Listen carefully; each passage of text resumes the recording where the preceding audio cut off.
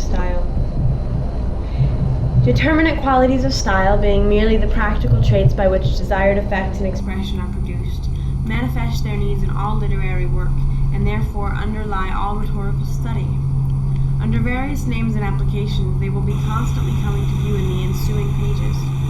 The most comprehensive of them are here exhibited together, and some general means of securing them pointed out, in order that the present chapter may stand as the basis of reference and summary. The deeper conception. We call them qualities of style, but this they are only superficially.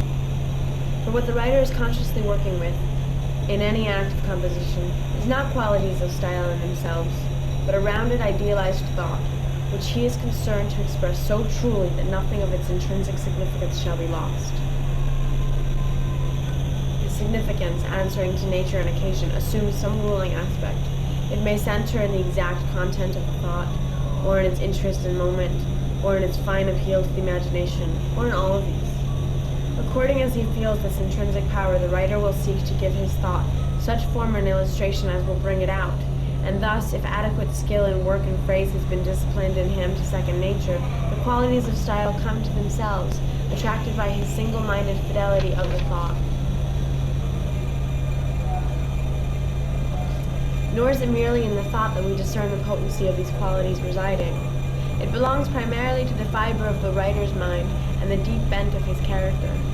Through a clean and clear style is revealed a mind clean and clear, a nature too honest to let slipshod expression pass. The opposite holds, too, and a bemuddled mind or a shallow character betrays itself inevitably. Earnestness of conviction or the lack of it, grace or coarseness, are in the soul's grain. His style is their mental photograph. The qualities that the writer would impart to his expression he must cultivate in himself. Footnote. The classic utterance of this truth is Milton's. Quote, "And long it was not after, when I was confirmed in this opinion, that he who would not be frustrate of his hope to write well hereafter and laudable things ought himself to be a true poem, that is a composition and pattern of the best and honorablest things, not presuming to sing high praises of heroic men or famous cities, unless he have in himself the experience and the practice of all that which is praiseworthy." The following remarks on the relation of style qualities to character were inspired by a study of the mind and art of Tennyson. Quote, "Clearness in thought and words ought to be part of a writer's religion. It is certainly a necessary part of his morality. Nay, to follow clearness like a star, clearness of thought, clearness of phrase, in every kind of life is the duty of all." Stop and quote that. "We have critics not a few who regard sweetness and strength as attributes of style, and are ignorant that they are not attributes of style, but attributes of mind and character expressed in style." Summary of the qualities. Corresponding to the main directions that a writer's endeavors for effect may take, the qualities of style reduce themselves to three. Clearness,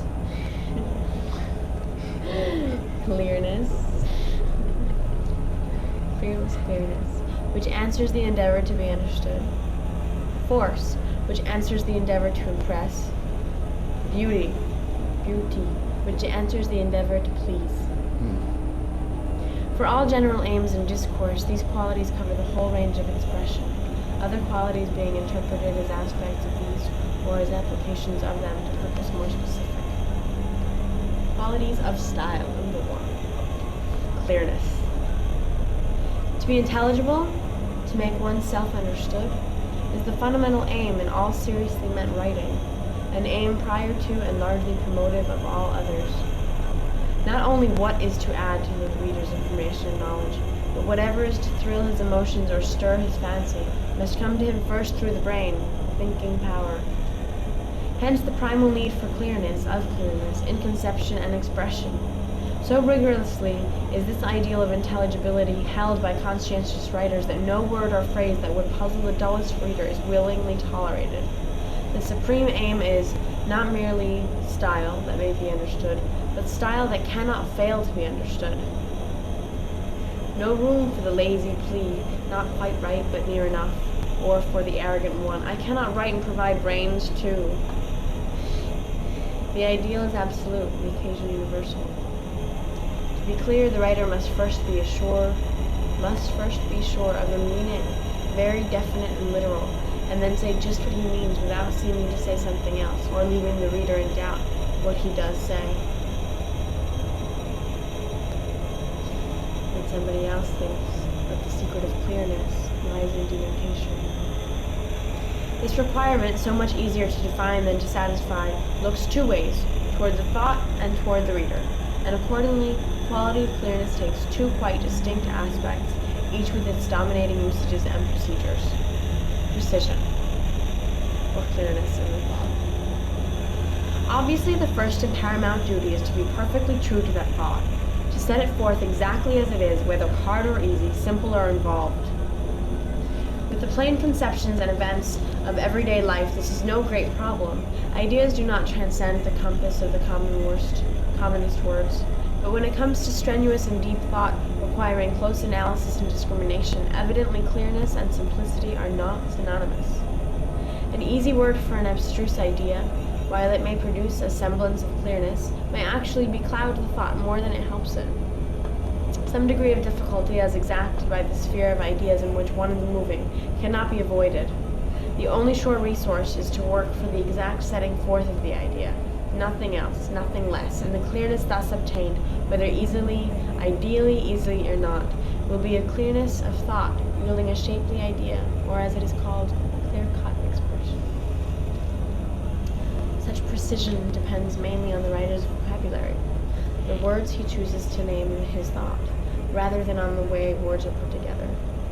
The following are the principal aspects that the endeavor for precise denotation assumes.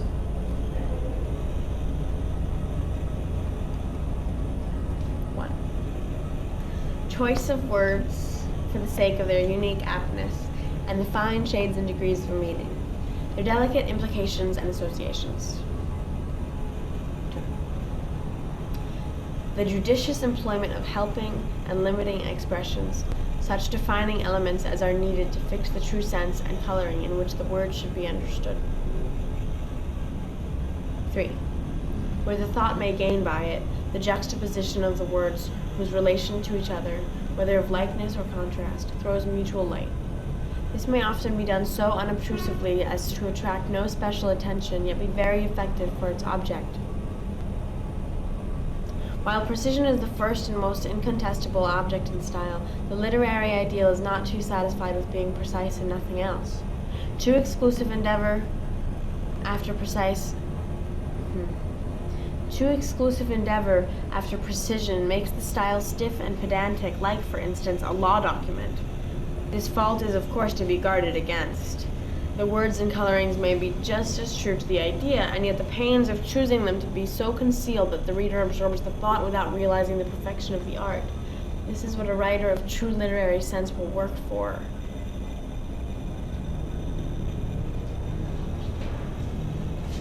Hello. Perspicuity, or clearness in the construction. As soon as the claim of perfect fidelity to the thought is satisfied, the next step is to adapt the style to the comprehension of the reader. This, as has been just said, is practicable in different degrees, according to the intrinsic difficulty of the thought. But in all cases, the aim to be sought is the greatest plainness and simplicity of which the thought is capable. The derivation of the word perspicuity, denoting the property of being readily seen through, or as we express it by another word, transparency, is a just indication of this quality of style. Such simplicity of texture, such freedom from intricacy as it is, that we think of first under the general conception of clearness. It is not necessarily a bald or rudimental style. It may indeed be the backbone and support of a full, richly colored, even elaborate scheme of treatment, the unmarked source of his vitality and power. I drive your people away. This isn't good. What? Footnote. They would love to hear you, but they're embarrassed. Bad about that now. He, the great author, may, if so be, elaborate his compositions, or he may pour out of his improvisations, but in either case he has but one aim, which he keeps steadily before him, and is conscientious and single-minded in fulfilling. That aim is to give forth what he has within him, and from his very earnestness it comes to pass that, whatever be the splendor of his diction or the harmony of his periods, he has with him the charm of an incommunicable simplicity. Newman said that. That aspect of clearness which we thus name perspicuity depends, as intimated above, for the most part on grammatical and logical construction, on the way in which the reader is kept aware of the mutual relations of words and phrases, and of their orderly progress in building up the sentence and paragraph. The following are the general aspects that such regard for structural assumes. 1.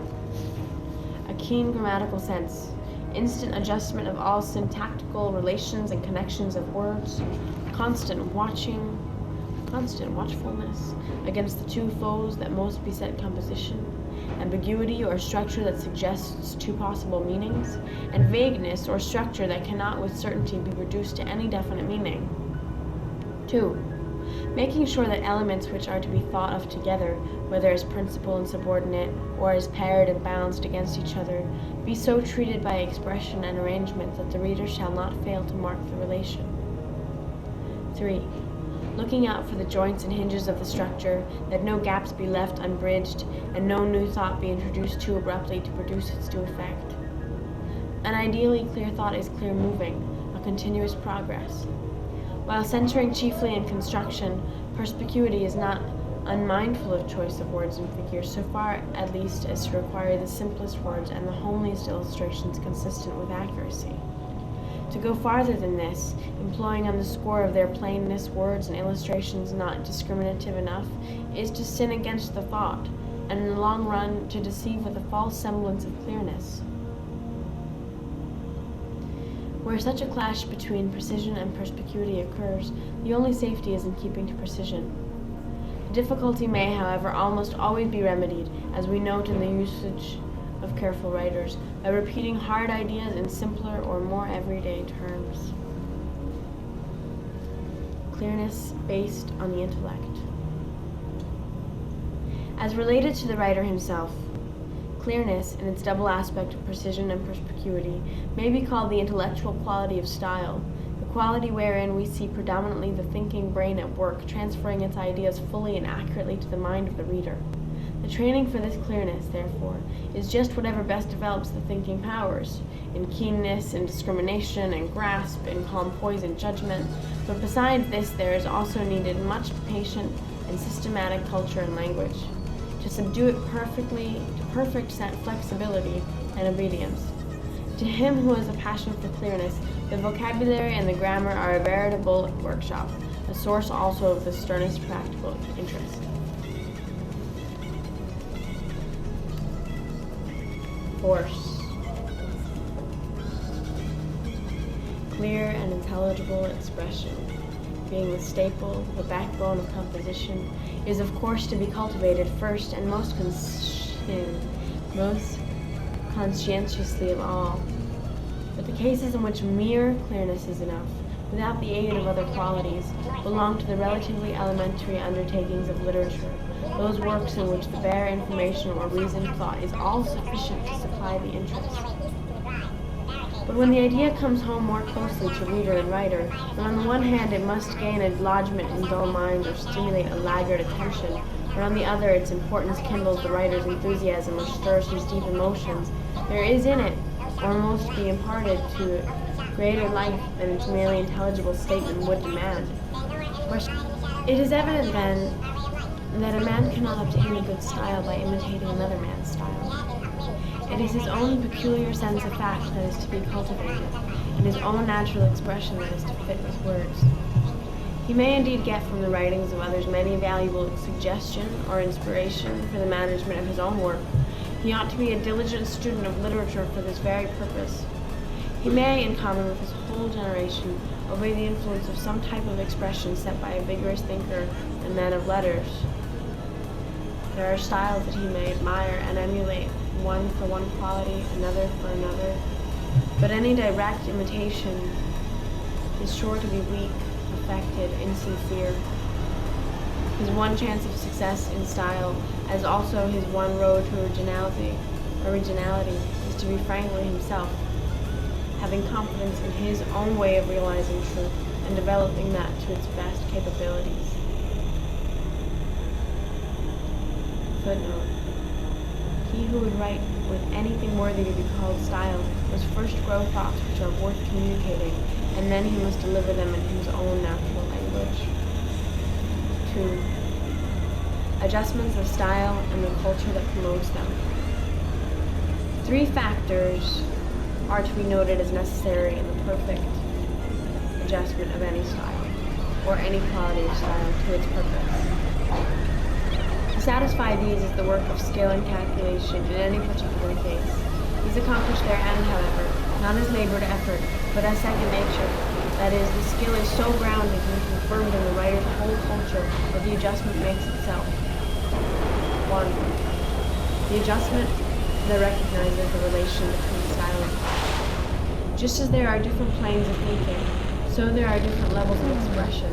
From the stately to the colloquial, different colorings too, from that severity of word and phrase which centers in precisely defined ideas, to that unstudied ease or fervor which is the spontaneous mirror of personal feeling. Of all this, the nature of the thought is the first dictator. It is from a vital sense of thought and its prevailing tone that the fitting key of words and cast of sentence arise. The culture necessary to the perfect adjustment of style to thought is the culture of taste. Taste is to writing what tact and good breeding are to manners. Much of it may be native, the goodly heritage of ancestors. I hope that your professors of rhetoric will teach you to cultivate that golden art, the steadfast use of language in which truth can be told, a speech that is strong by natural force and not merely affected by declamation, an utterance without trick, without affectation, without mannerisms, and without any of that excessive ambition which overleaps itself as much in prose writing as it does in any other thing. John Moyes. Introductory. Definition of rhetoric. Rhetoric. Rhetoric is the art of adapting discourse in harmony with its subject and occasion to the requirements of a reader or hearer. Note. The word discourse, which is popularly understood of something oral as a speech or a conversation, will be used throughout this treatise to denote any coherent literary production, whether spoken or written. The term is broad enough to cover all the forms of composition and deep enough to include all its processes. 1. Rhetoric as adaptation. To teach a subject rightly, to say just what the occasion demands, are indeed fundamental to effective discourse. But what more than all else makes it rhetorical is the fact that all the elements of its composition are chosen with implicit reference to the mind of readers or hearers. The writer learns to judge what men will best understand, what they can be made to feel or imagine, what are their interests, their tastes, their limitations, and to these, as subject and occasion dictate, he conforms his work. That is, he adapts discourse to human nature as its requirements are recognized and skillfully interpreted. The various problems involved in such adaptation constitute the field of the art of rhetoric. The idea of adaptation is the best modern representation of the original aim of the art. Having at first to deal only with hearers, rhetoric began as the art of oratory, that is, of convincing and persuading by speech. Now, however, as the art of printing has greatly broadened its field of action, rhetoric must address itself to readers as well, must therefore include more forms of composition and more comprehensive objects, while still the initial character of the art survives, in the general aim of so presenting thought that it shall have power on men, which aim is most satisfactorily defined in the term adaptation. Note. The derived and literary uses of the word rhetoric all start from the recognition of the adaptiveness of speech as wielded by skill and art to produce spiritual effects. When, for instance, Milton says of Satan, quote, the persuasive rhetoric that sleeked his tongue and won so much on Eve, or speaks in Comus of the gay rhetoric that hath so well been taught her dazzling fence. He sees, in smoothness of speech and deftness of argument, rhetorical devices that in their place are quite legitimate, and incur reproach only as used unscrupulously. In the line, sweet, silent rhetoric of persuading eyes, the poet Daniel regards the influencing effect as produced by means other than speech, and not infrequent use of the word. Distinguished by this characteristic from the sciences on which it is founded, the two sciences that mainly constitute the basis of rhetoric are grammar and logic, both of which it supplements in the direction of adaptation. Grammar, which deals with the forms, inflections, and offices of words, and their relation to each other in phrases and sentences, aims to show what is correct and admissible usage, not what is adapted to men's capacities. A sentence quite unexceptionally in grammar may be feebly expressed, or crudely arranged, or hard to understand, and if so, it is to just that degree unrhetorical. Rhetoric, while making its sentence grammatical as a matter of course, inquires in addition by what choice and arrangement of words it can best work its intended effect. Nor does its inquiry stop with a sentence. In every stage and form of composition, whether the problem of adaptation may be involved, the art of rhetoric has its principles and procedures. Logic, which deals with the laws of thinking, aims to determine what sequence of thought are sound and self-consistent. In so doing, it works for the sake of its subject alone, not for the convenience of a reader. A passage whose logic is quite